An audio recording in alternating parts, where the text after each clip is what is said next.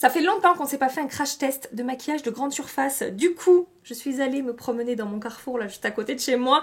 J'ai un petit peu dévalisé le rayon maquillage, en particulier des produits pour le teint et pour les lèvres. Je vous avoue que pour les yeux, j'ai tourné 8 fois autour de l'îlot, là, où il y a tous les trucs de beauté. J'ai eu du mal à trouver des choses. Je suis repartie avec cette petite palette, là, de chez Revlon.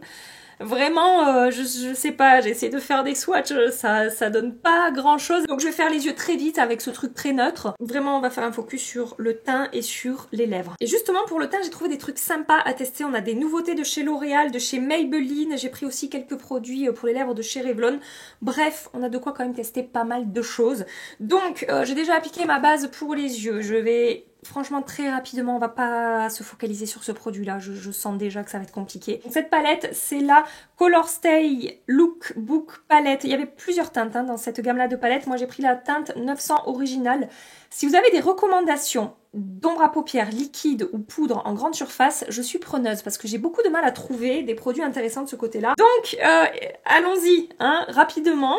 Allons-y gaiement. Je vais commencer, vu que la pigmentation a l'air très légère, par le gris. Là, qui est ici. Donc je vais mettre ça dans mon creux de paupière. C'est la marque Makeup Geek, donc le pinceau on ne peut plus le trouver.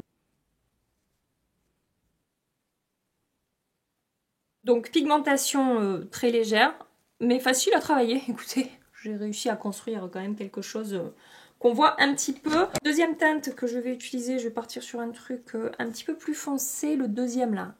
Voilà, celui qui est ici. Je vais garder mon même petit pinceau. Je vais prélever le fard lumineux au milieu qui est ici. J'ai triché un petit peu, j'ai humidifié le pinceau pour que ça ressorte un petit peu mieux. Et vu qu'ils sont super poudreux ces fards, ça me permet de mieux accrocher la matière aussi. Et même avec ce pinceau humidifié, bon, ça fait évidemment ressortir un petit peu plus la lumière, mais on n'est pas sur un fard métallisé non plus, on est sur un fard irisé. Je vais prendre ce fard ici, je l'applique dans la continuité. Je vous confirme un petit peu ce que je vous ai dit par rapport au swatch déjà que j'ai fait. Voilà, c'est pas une pigmentation folle et je trouve pas grand intérêt à cette palette-là. Il y a des palettes petit prix qu'on trouve pas forcément en grande surface, qu'on va trouver sur internet, qui ont vraiment un excellent rapport qualité-prix avec des fards beaucoup plus pigmentés et moi je trouve plus intéressant.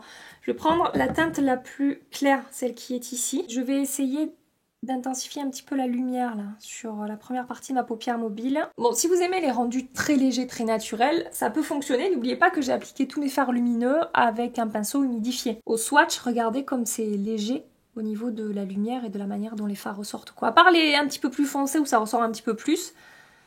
Mais c'est voilà, c'est vraiment léger, léger. Qu'est-ce que je peux faire? Je crois que je vais m'arrêter là parce que je vous dis que les façons, les ombres à paupières, j'allais pas insister beaucoup. C'est pas ce qui m'intéresse le plus. Maintenant, j'ai un liner à tester de la marque Maybelline. Alors celui-là, je l'ai reçu de la part de la marque. Je l'ai pas acheté ce matin en grande surface. C'est le Tattoo Liner Ink Pen, donc feutre haute précision. Feutre haute précision et c'est la teinte 880 Jet Black. Je suis contente de sa liner feutre parce que moi, c'est vraiment mes formats préférés. Au niveau des liners. Bon, le liner, c'est toujours compliqué, vous savez, à la caméra. Alors, je sais que normalement, il ne faut pas tirer sa paupière pour faire son liner. Alors, moi, ce que je fais, c'est que je l'étire pour la première partie de mon liner pour vraiment être très précise, le plus près possible de mon ras de cils. Et après, je vais venir faire un trait dans la continuité de mon ras de cils inférieur, comme ça. Et je viens rejoindre ce que j'ai tracé au début avec la pointe de mon liner. Franchement, il marque super bien. Il est bien pigmenté, il ne bave pas non plus. Ça s'est très bien passé. Franchement, j'ai eu aucune difficulté à appliquer ce liner. Écoutez, super facile à appliquer. Il me fait fortement penser au Epic Ink Liner de chez NYX.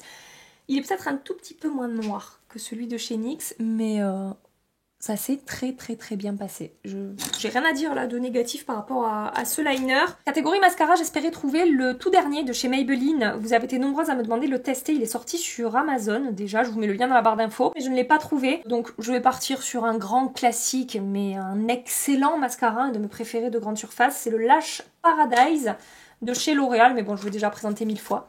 Donc, voilà, vous savez. Qu'est-ce que j'ai sur mon œil là? Ah, ça fait des morceaux. Ah bah c'est bien, et ça se décolle. Ah bah voilà. Parfait. Donc un mascara que moi j'aime beaucoup, qui m'apporte beaucoup de volume, un effet très noir sur les cils, vraiment un effet fossile, volume. Et j'aime beaucoup ce mascara, voilà, vous l'aurez compris. On passe maintenant aux choses vraiment intéressantes. Produit teint. L'Oréal a sorti une nouvelle base. C'est la 24 heures Pore Minimizer. C'est une base qui lisse la peau et les pores et apparemment ça a une action dans le temps puisqu'elle est infusée de soins AHA, LHA, BHA complexe 1%. Donc c'est je crois, hein, vous savez que je suis pas très douée pour ce genre de choses, mais il me semble que c'est un petit pourcentage.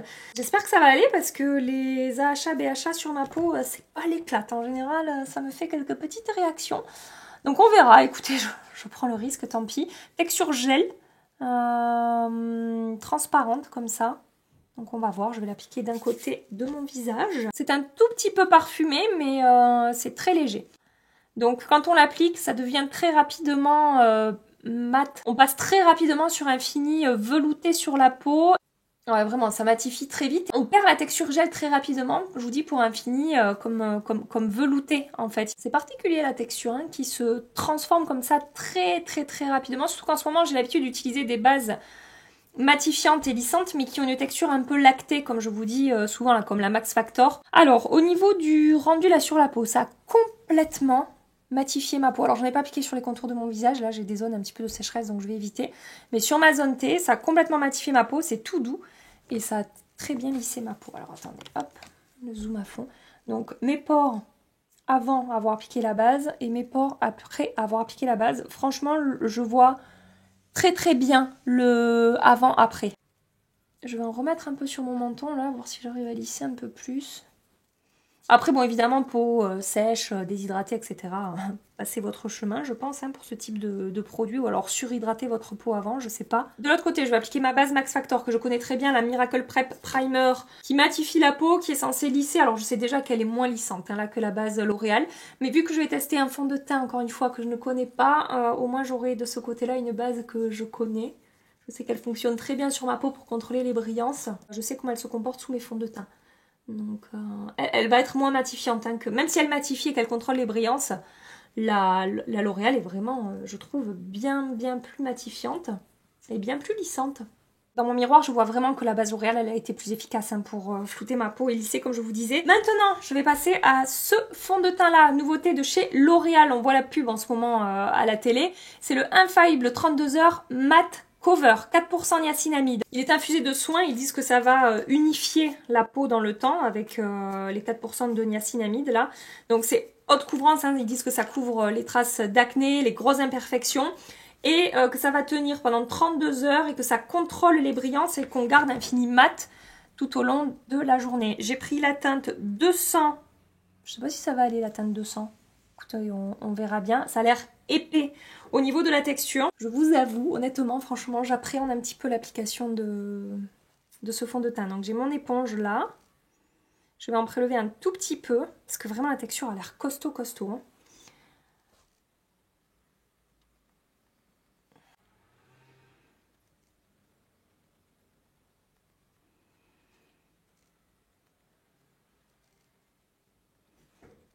Surtout comme ma peau en ce moment, quand je vous dis, c'est quand même compliqué. Alors j'ai commencé sur les zones où c'est le moins compliqué, c'est-à-dire sur mes joues là.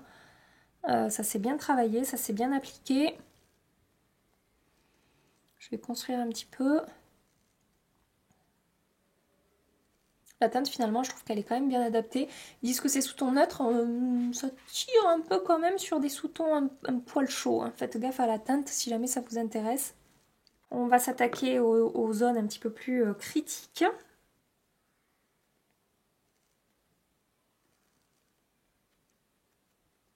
Je construis vraiment petit à petit, hein, le fond de teint, zone par zone, et j'y vais très doucement. Et je dirais que pour l'instant, j'obtiens une couvrance moyenne, mais j'ai pas appliqué la quantité, je pense, nécessaire pour obtenir une couvrance forte. Hein. Vraiment, là, j'ai modulé au maximum pour avoir le rendu le plus léger possible. Mais en tout cas, je trouve qu'il se travaille plutôt facilement. Hein. Il fusionne bien avec la peau. Il devient mat quand même très rapidement. Il n'y a pas cet effet texture crémeuse quand on l'applique qui se transforme en fini mat. C'est tout de suite quand même assez mat au niveau du rendu. Mais vous voyez, j'ai pas de difficulté à étirer la matière et à faire fusionner le produit avec ma peau. Sur la première moitié de mon visage, ça s'est quand même plutôt très bien passé. Je m'en souviens qu'ils avaient sorti un fond de teint il y a quelques temps de ça, je crois qu'il est encore vendu d'ailleurs en grande surface, il me semble que j'ai vu ce matin, très couvrant comme ça, avec une texture épaisse et tout. J'avais bien aimé, mais dans mon souvenir c'était quand même bien plus épais et plus visible sur la peau que ce que je vois là, où finalement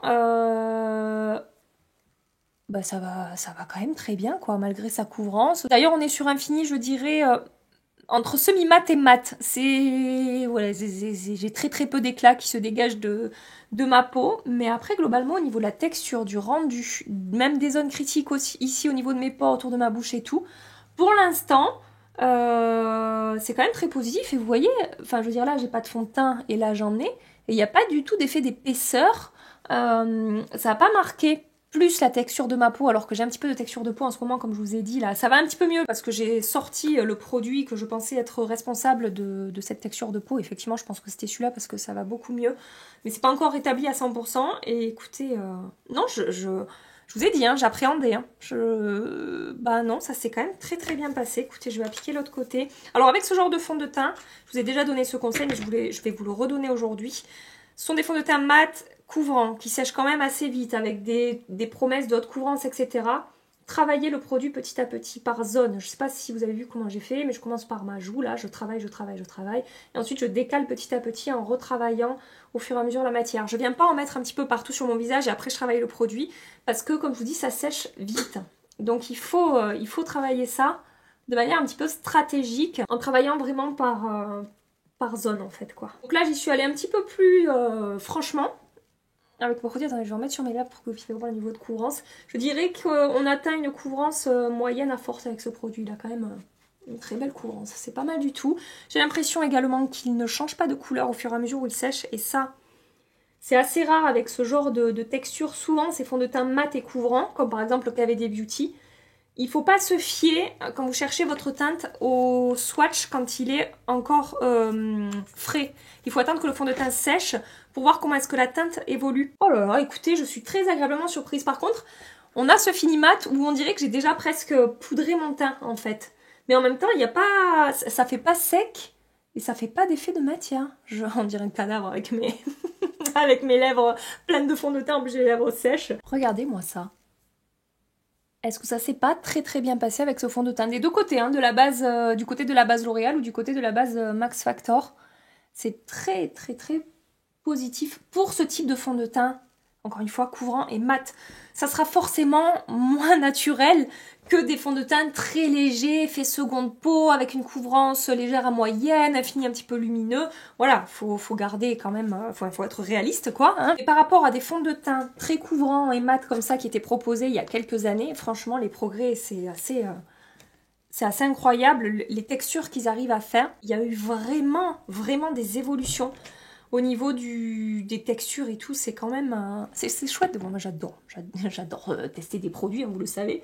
Mais se rendre compte comme ça de l'évolution des choses et tout, c'est quand même chouette de voir que on peut encore progresser, on peut encore évoluer au niveau des performances des produits et tout. C'est vraiment cool. Je vais passer à un anti-cerne qui n'est absolument pas une nouveauté. Ça fait des années et des années que ça existe, mais ça fait une éternité que je n'ai pas retesté cet anti-cerne. Et j'ai vu Tati en parler récemment dans une de ses dernières vidéos. Et elle disait que si elle perdait tout son make-up, ce serait un des anti-cernes qu'elle rachèterait en premier. Ça m'a donné envie de le retester. Cet anti-cerne, c'est quoi? C'est le Fit Me de chez Maybelline. C'est un anti-cerne qui fonctionnait très bien pour moi quand je l'avais testé il y a quelques années de ça. Mais je me souviens voilà, que ça manquait un petit peu de couvrance à mon goût. Mais je cours aujourd'hui moins après une forte couvrance et plus après des textures très fines et qui ont un joli rendu sur le contour de mon œil. Il faut que ça corrige quand même un petit peu. Mais j'ai revu un petit peu mes critères parce que l'âge avançant, les rides arrivant, le type de peau changeant, hein, voilà, il faut adapter petit à petit son make-up. Donc j'ai pris deux teintes.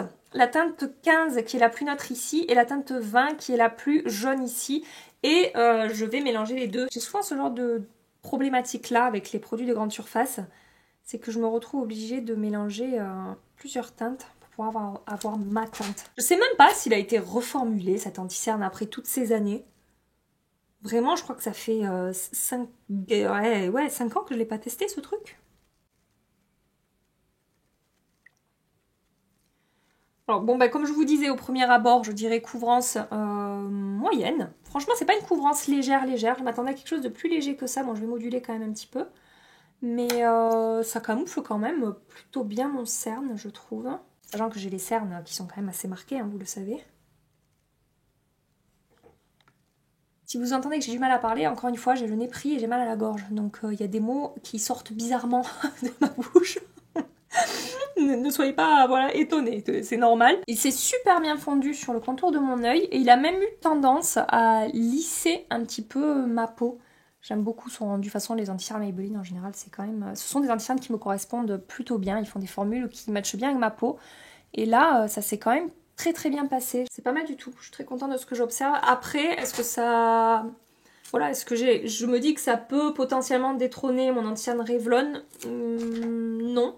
Parce que je trouve que l'anti-cerne Revlon, il a une texture qui est super belle, qui se fond bien à ma peau, qui lisse le contour de l'œil et tout. Et en plus, il a un petit peu plus de couvrance. Donc j'aurais tendance à le préférer par rapport à mes besoins. Mais ça reste un très bel anti-cerne. Celui-là, si vous recherchez quelque chose un petit peu plus léger que le Revlon, que vous n'avez pas beaucoup de cernes, que vous vous en fichez, voilà, que vous ne recherchez pas une couvrance forte, ça peut être un anti-cerne qui répond à vos attentes. Ensuite, j'ai pris cette poudre-là de Maybelline à tester, c'est la Green Edition Blurry Skin Powder, donc une poudre apparemment qui va lisser également un petit peu la peau. J'ai pris deux teintes, la teinte 045 qui ressemble à ça, et j'ai pris une autre teinte bien plus foncée, parce que j'avais envie de l'utiliser comme un bronzer, mais je ne sais pas si ça va vraiment fonctionner sur ma peau. C'est la teinte 0,75. Je vais tester la teinte 0,45 sur une moitié de mon visage, sur cette moitié-là. Bon, je sais, je teste un fond de teint, mais écoutez, j'ai envie, je sais pas, j'ai envie de tester. On verra bien comment ça va évoluer. Franchement, le fond de teint, là, ça se passe quand même très bien. Je vais pas en appliquer beaucoup, je vais y aller doucement. Je vais voir le rendu qu'elle a sur la peau. Je l'applique à la houppette.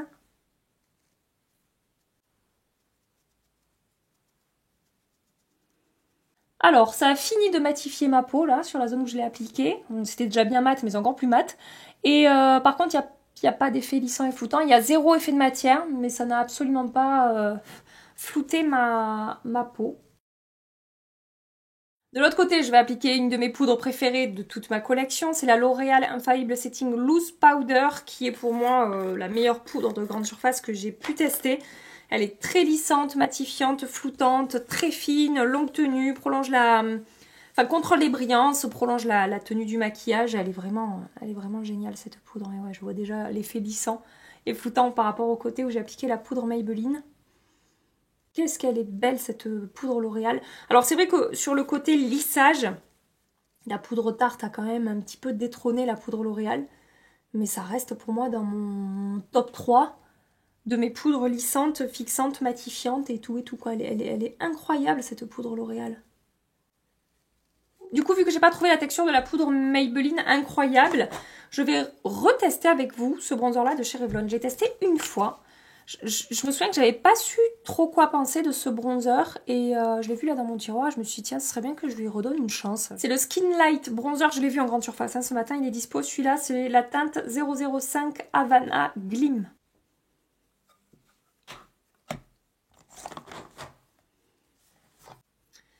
Alors je me souviens déjà au niveau de la teinte, il ressort un petit peu plus chaud sur ma peau par rapport à ce que je vois dans le boîtier. Dans le boîtier là comme ça il a l'air assez neutre et finalement sur ma peau je trouve qu'il est quand même ouais, un petit peu plus chaud. Bon après je l'ai appliqué hyper facilement, la pigmentation est moyenne, j'ai eu le temps de moduler, d'intensifier un petit peu comme je voulais. À part ce que je vous ai dit par rapport à la teinte, ça s'est quand même très bien passé. C'est peut-être pas le bronzer le plus fin que j'ai, si je dois en choisir un là par rapport à ce que je viens de tester. Le Infaillible de chez L'Oréal, le matte bronzer là dont j'arrête pas de vous parler ces derniers temps. Je vous le mets dans la barre d'infos, pour moi il est au-dessus du Revlon. Hein. Il est beaucoup plus fin, avec une texture beaucoup plus soyeuse. Il a un fini mat également. Mais c'est bien, hein. Ça n'a pas forcément marqué ma peau ou quoi. Mais je trouve que le L'Oréal est encore plus imperceptible sur la peau et encore plus joli que ça. Je préfère largement le L'Oréal. Encore une fois, le L'Oréal il fait partie, je crois, de mes 5 bronzers préférés de toute ma collection, quoi. Blush, j'ai rien trouvé à tester, donc je vais partir sur cette chose-là de chez Revlon que j'adore. C'est le Powder Blush que j'ai en teinte Rendez-vous Rosé 004. Je connais déjà ces blushs, ils sont excellents. Et là, cette petite teinte rose, ça va réveiller le teint tout en douceur. C'est très léger, très naturel au niveau de non seulement de la texture, mais de la teinte aussi. Regardez. Oh là là, ces blushs Revlon, je les adore. Vraiment, enfin, faut que j'achète d'autres teintes. J'en ai 2 maintenant. Je commençais par une teinte qui fait un petit peu office de blush bronzer satiné. Et là, j'ai pris une teinte un petit peu plus rose et je vais regarder s'il y a d'autres teintes parce qu'ils sont vraiment, mais trop bien. Ces blushs tellement faciles à travailler et tout. Ils sont vraiment super. Hors caméra, je termine mon maquillage des yeux à dessus l'inférieur. Il n'y a rien d'intéressant, donc écoutez, on va gagner du temps. Hein. Pour les lèvres, il va falloir que je fasse un choix. J'ai pris 3 produits. Le Color Stay Satin Ink de chez Revlon. J'ai pris la teinte 005 Silky Sienna. J'ai pris aussi un rouge à lèvres de chez Maybelline, le Green Edition Balmy Lip Blush. La teinte 009, si vous me suivez un petit peu, vous savez que j'adore les rouges à lèvres de cette gamme Green Edition, j'arrête pas de les porter en ce moment. Et j'ai pris un rouge à lèvres donc de chez L'Oréal, c'est le Intense Volume Mat que j'ai pris en teinte 600. Ici, le Revlon, ici, le Maybelline et ici, le L'Oréal. Par rapport au maquillage que je porte, je pense que définitivement le Maybelline ira bien. Ça risque d'être trop chaud, ça va dénoter. Et le Revlon, je sais pas, je testerai plus tard. J'ai vraiment envie d'essayer le Maybelline avec cette texture un peu baume là. Et en plus pour moi, les produits à lèvres Maybelline, ça fait partie des meilleurs produits, encore une fois, petit prix, mais même toute gamme de prix confondus en fait. Il y a tellement de rouge à lèvres chez Maybelline que j'adore, qui avait détrôné plein d'autres marques bien plus chères. Je peux déjà vous dire que j'ai comme une texture huile sur les lèvres. J'ai l'impression d'avoir appliqué une huile teintée. C'est très glissant, vous savez, sur les lèvres. C'est pas une texture crémeuse, un petit peu, pas épaisse, mais vous voyez, je fais la distinction entre texture crémeuse et texture huile, où c'est beaucoup plus fluide et presque plus liquide en fait sur les lèvres. En général, j'aime pas trop ces textures justement un peu trop glissantes comme ça. Ça tient pas super bien sur moi, donc on verra. En tout cas, la teinte est magnifique. J'aime beaucoup ce nude rose un peu froid comme ça. C'est super super beau. On a quand même une belle pigmentation sur ce produit. Ça a bien teinté mes lèvres. Alors pour l'instant, si je dois faire un point sur les produits que je trouve vraiment très cool à l'application. La base, franchement, elle a super bien fonctionné pour lisser et matifier. Donc ça, pour l'instant, c'est positif à voir la tenue. Le fond de teint, franchement, regardez le fond de teint, quoi. J'ai un teint parfait, sans défaut. Et j'ai pas d'effet de matière, pas d'effet de texture, même sur mon menton ici, c'est bien fondu. Je suis bluffée par le rendu de ce fond de teint. Je pensais vraiment pas qu'il ressortirait aussi bien, c'est très très très positif. Ça c'est très positif, mais je connaissais déjà, je vous en ai déjà parlé, je vous reconfirme aujourd'hui que c'est une pépite à petit prix ce truc là. Pareil pour la poudre infaillible de chez L'Oréal. Le rouge à lèvres pour l'instant, bah écoutez, j'aime beaucoup le rendu. Et au niveau de la lumière, je vous ai pas dit, il y a un effet glossy dessus. Hein. C'est plus lumineux que ces rouges à lèvres là de chez Maybelline qui sont des merveilles également portées sur les lèvres, hein, je vous les ai montrées plein de fois.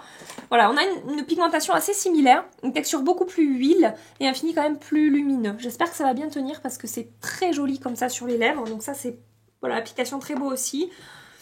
Ça a retesté, franchement j'ai pas trop poussé parce que je l'ai appliqué sur un fond de teint que je connais pas, donc j'ai pas voulu trop... Voilà, prendre de risques par rapport au fond de teint. Et l'anti-cerne, écoutez, ça s'est très très bien passé aussi. Il manque un chouïa de couvrance à mon goût. Le liner, très très bien également. Bon, le mascara, pareil, hein, je connaissais déjà, j'adore. Ça, vous aurez compris, c'est pas quelque chose qui répond à mes attentes.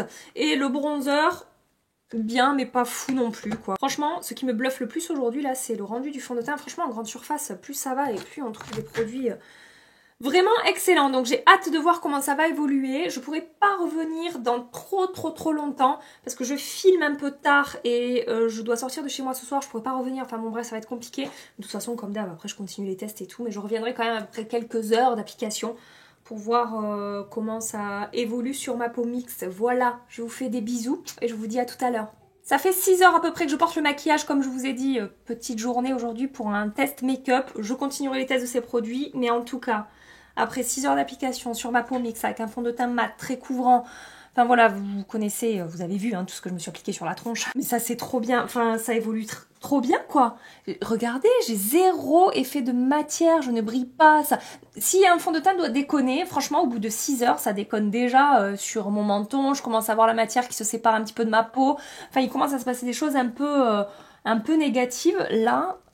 J'ai les brillances qui sont contrôlées, j'ai le teint qui est toujours nickel, ça n'a pas bougé et j'adore le rendu franchement, je suis bluffée par le fond de teint.